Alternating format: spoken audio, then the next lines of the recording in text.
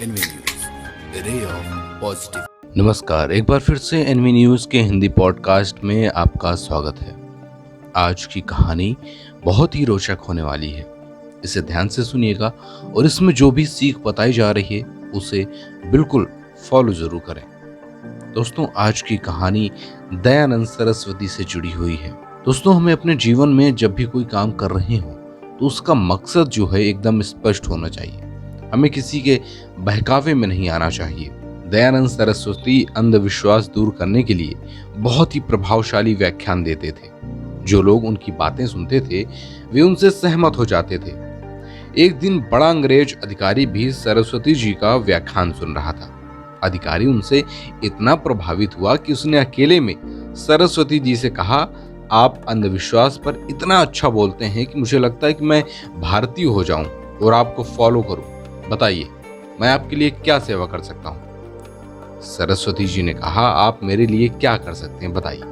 अंग्रेज ने कहा, मैं आपकी सुरक्षा के लिए अतिरिक्त बल दे सकता हूं। मैंने देखा है कि जब आप कुरीतियों और अंधविश्वास पर बोलते हैं तो लोग काफी आपसे नाराज हो जाते हैं और आप पर हमला हो सकता है। मैं आपको अतिरिक्त सुरक्षा बल दे दूंगा।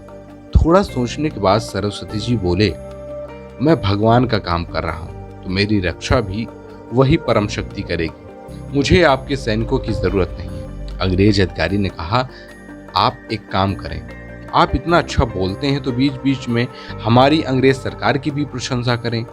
काम तो हम भी बहुत अच्छे कर रहे हैं। कुछ काम तो ऐसे भी किए हैं जिनसे अंधविश्वास दूर होता है, तो आप हमारी भी तारीफ कर दीजिए। दयानंद सरस्वती ने मुस्कान के साथ कहा, मैं यही सोच रहा था कि आप मेरे प्रति इतनी सहानुभूति क्यों प्रकट कर रहे हैं।